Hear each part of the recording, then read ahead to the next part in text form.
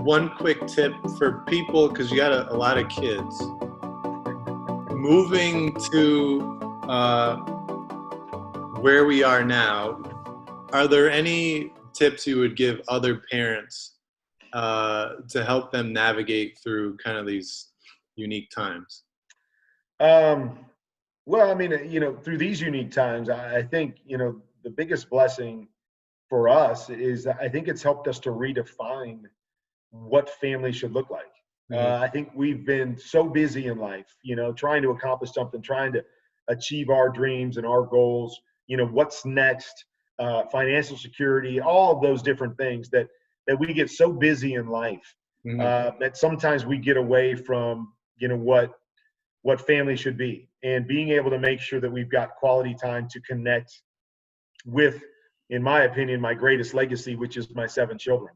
Right. And so I think this time, as crazy as it's been, and as stressful as it's been for a lot of people, I think it's been a great opportunity for us to reassess where we are as a family and what's really important to us, and sitting back down for evening meals and being able to share our lives and things that are important, to be able to to set aside some other things that have taken our time in the past, and devote time to our kids and to our family. I think has been really important, and it's helped us to reassess what we want life to look like and what we want our family dynamic to look like moving forward. So as crazy and as stir crazy, and I'm sure, knowing that we're blessed than many people from a financial standpoint, the stress that many families have gone through, I hope that this time has allowed all of us to, to be introspective to a degree, and look at where we're at in life, and maybe some things that we can apply through this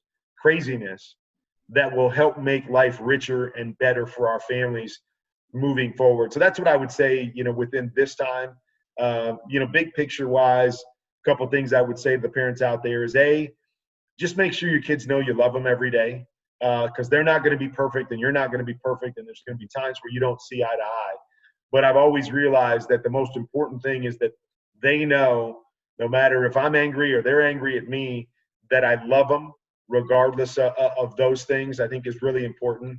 And then something that has been kind of shown to me recently is, I think we all have experiences of things that have worked for us Mhm. as individuals, that have helped us to get to certain points in life.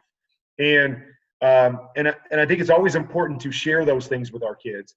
But I think it's also important not to hold our kids to the same experiences and the same standards that we've set for ourselves, or the same, playbook that we've laid out there for ourselves. Things that work for us may not always work for your kids. And I think sometimes it's easy to go, well, this worked for me, and my kid's struggling, so let me push them in this direction and force them, to learn the way that I learned. And I've realized that sometimes that can create a barrier between you, because all of our kids are different, and you got to learn how to communicate and share and push and motivate your kids differently. That Yeah. my experiences don't always work for my kids, even though I want to share them because maybe they do. I Right. don't want to hold them to those same experiences and standards, and that same playbook that I've laid out for myself. Yeah, and I could relate being in a family of 7 kids. I was the oldest,